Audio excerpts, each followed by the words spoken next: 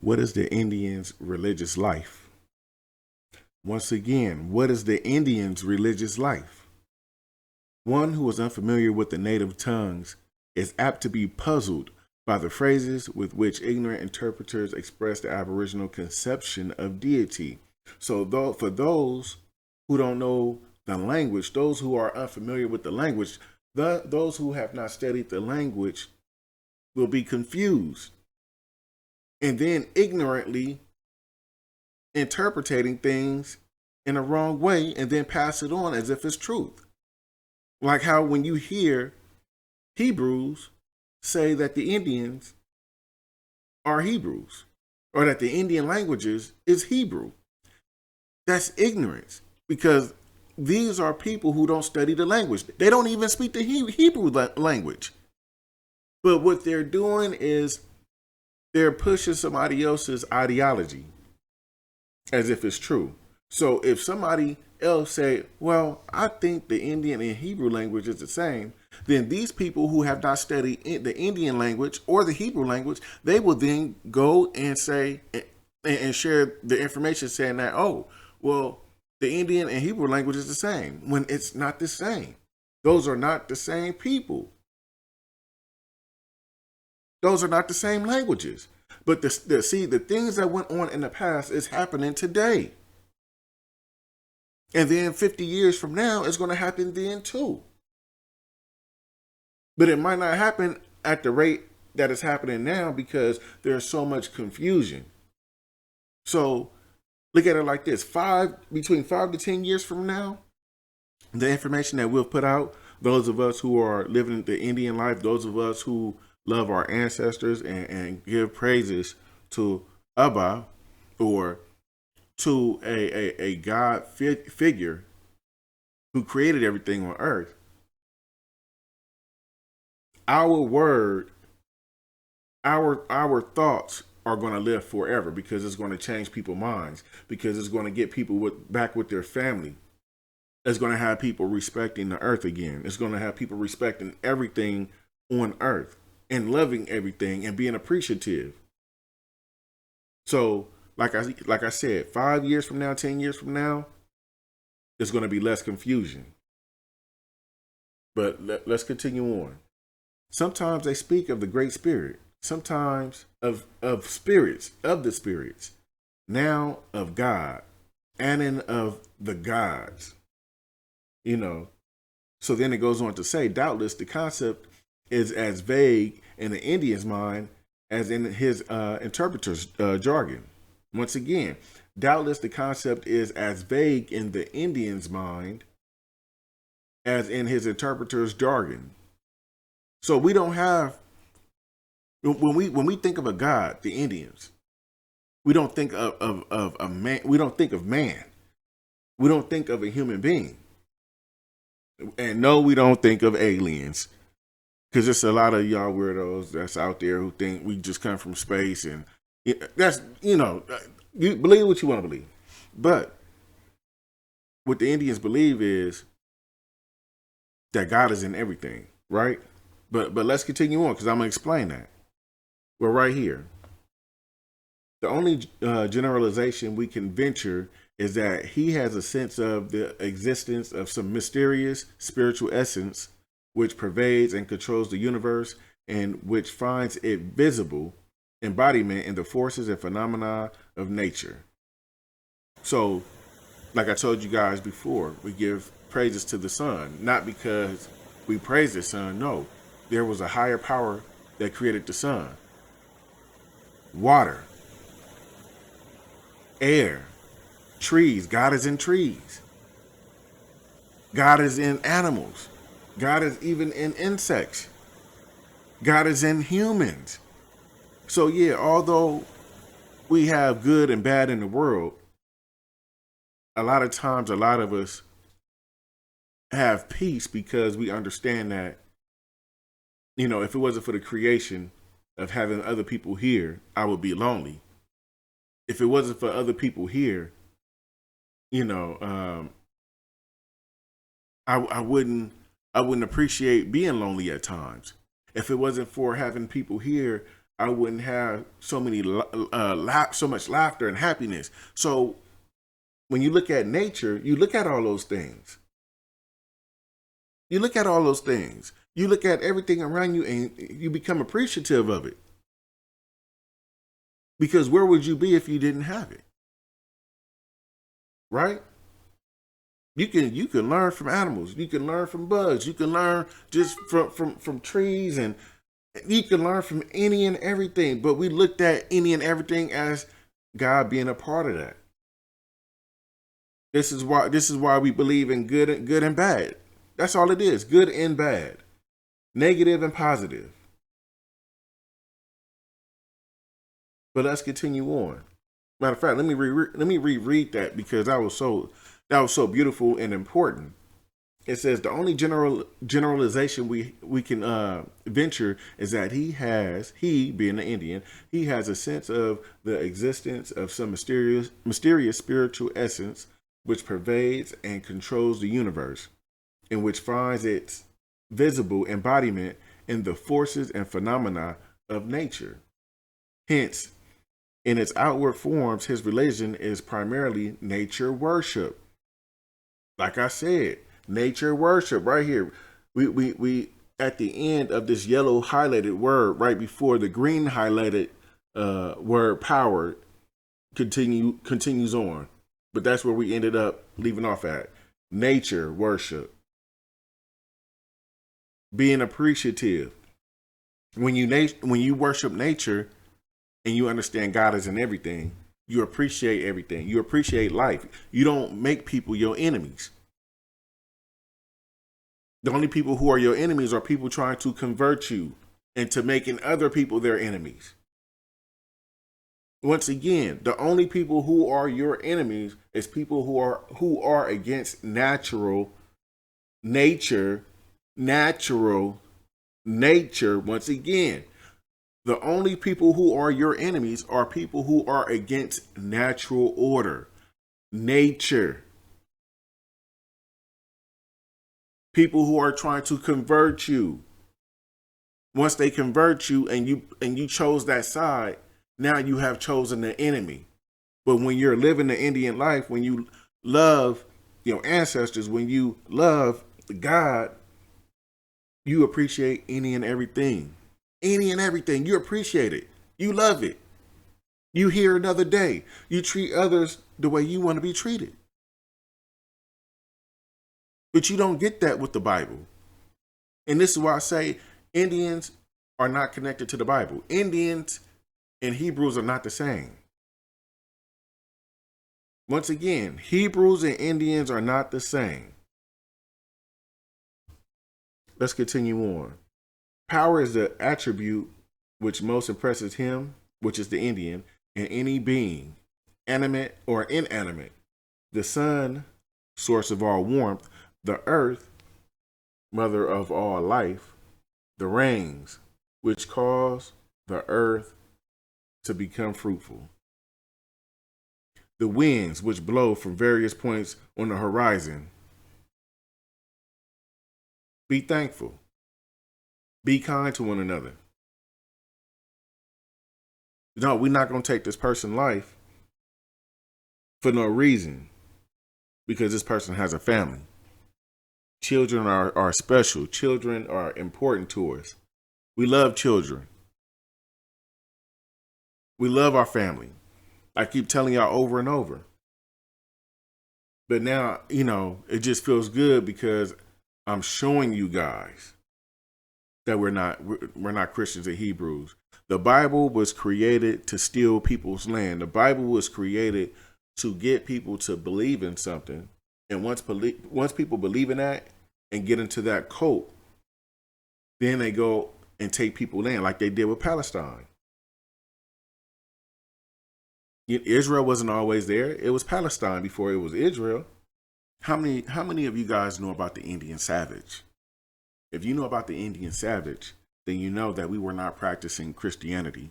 You will know that it was missionaries who were coming here to bring the Bible to stop us from believing in our own creator, in our own beliefs, right?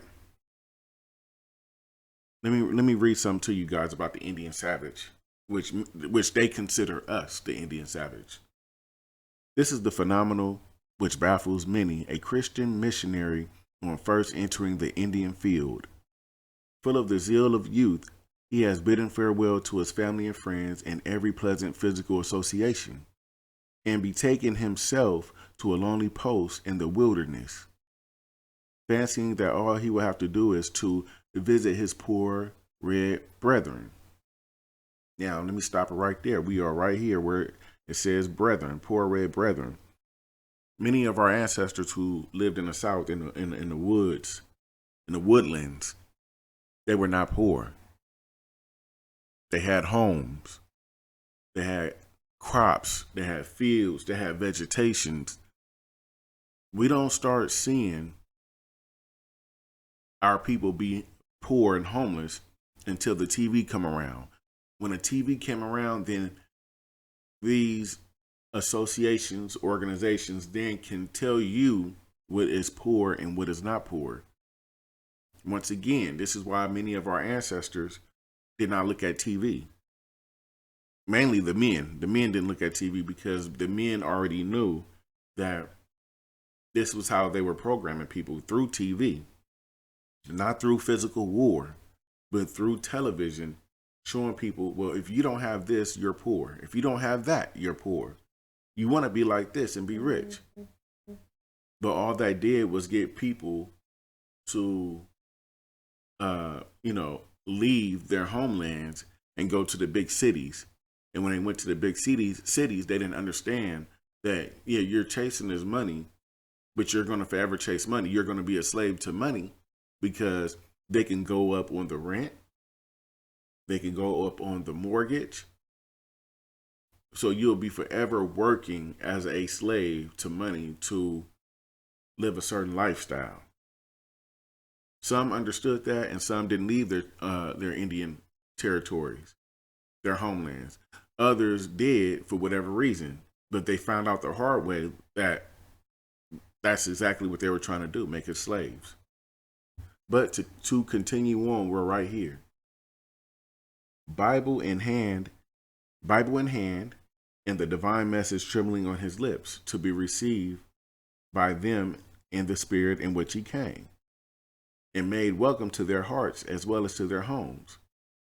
He is terribly discouraged when he finds that they are not waiting for him, eager to be taught, but rather in a mood to repel him, as bringing them something they would prefer not to have. We're right here. Let me repeat that. We're talking about the Indians shooing away, repelling, to shoo away the missionaries. People who are having Bibles, the Indians were shooing them away.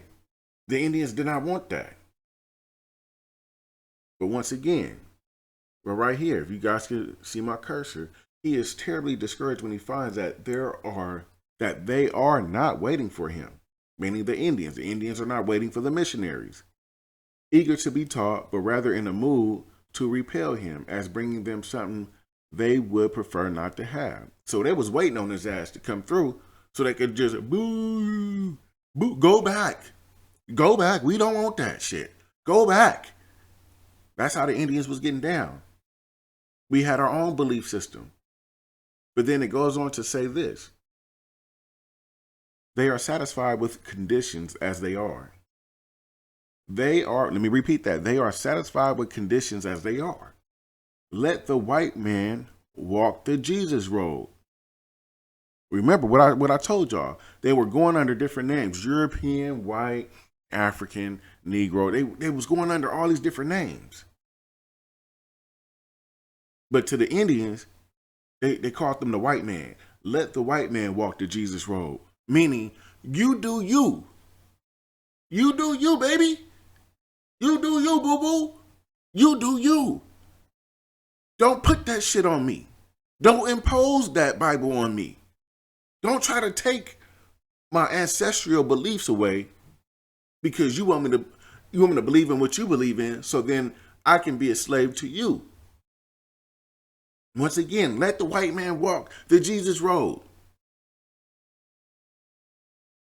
That's how much class the Indian had.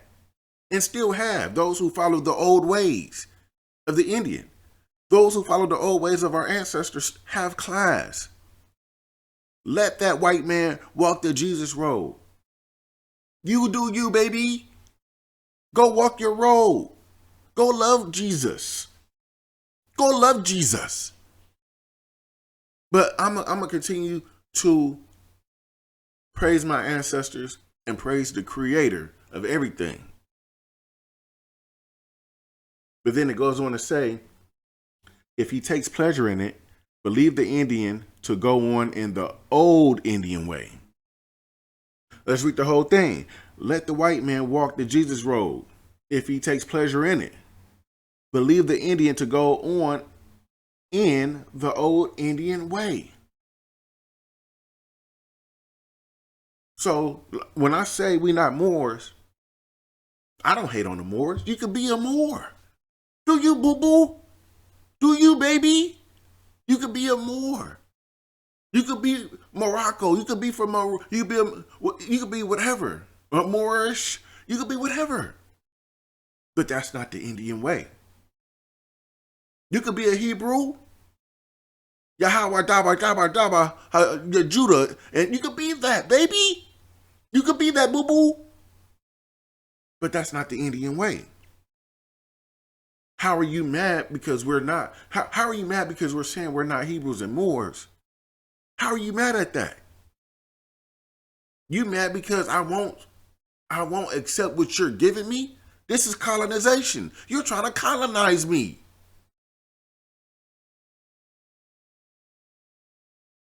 They're trying to colonize me. That's not what I am, because I walked in that old Indian way. Then comes diplomacy. What the proffer of a new gospel will not accomplish, a Sunday luncheon may, and Indians are often tempted to come and hear what a missionary has to say if they know that after their sermon, a little feast will be spread for them. Once again, we're here at the very last paragraph. Then comes diplomacy. What the proffer of a new gospel will not accomplish, a Sunday luncheon may. Once again, what a proffer of a new gospel will not accomplish, what a prophet of a new gospel will not accomplish, what that person cannot accomplish, a Sunday luncheon may, a Sunday dinner may, right? And then it goes on to say, and Indians are often tempted to come and hear what a missionary has to say if they know that after the sermon, a little feast will be spread for them. So they know that the only way to get to the Indian is through food. It's through food. What do you have for me? Well, you know, if you come to a sermon, my brother, I can give you the word of God. And then that's when the Indian mind goes blank. But then the missionary or the priest or whatever then says, there's going to be food after. And then the Indian wakes up. Did somebody say food? So it just lets you know that the Indians, which is us, which is black people, the Indians didn't want to hear about anything unless you had something to offer. They didn't care about Jesus. They didn't care about the Bible. We had our own practices. But if I ain't got to go hunt or cook anything, I'll come out and listen. I see what you talking about or whatnot. But you did say you was going to have something to eat, right? See, these are the stories that's not being told, and they're not being told the correct way, because we have a lot of people that's going around in the community online, mostly, not offline. This is all online, who are saying that Indians are Hebrews. But if you have to be converted, then you're not God's chosen people. You're not God's original chosen people. Once again, if you are not if you are not a Hebrew, a Jew, a Christian and you are converted, you are not God's original chosen people in the Bible, right? I mean, if you understand what I'm saying, if you like what I'm saying, if you genuinely understand what I'm saying, please hit the like button, because I've made plenty of videos where it has changed outcomes in our lifetime. You know, I don't make my videos to be popular. I make videos to change our, I make videos to change the outcome of things in our lifetime. Just like I made videos about, Oklahoma should not exist. And now when you go on Google Maps on your phones, you will see Oklahoma is not what it was. And it says Indian territory. It's respecting Indian land, ancestral land. So this is what I'm trying to do. Help put out the information to help restore what was taken from us unlawfully, illegally. This is what I'm here to do. So if you understand what I'm saying, please hit the like button. That way, this video can reach people who are for us and who can help us, because that's all it takes. It just takes for the researchers to put out the information so it can hit those who are in government positions to help assist us in our fight, which, there are people in government that are helping us with our fight. But yeah, on to the next.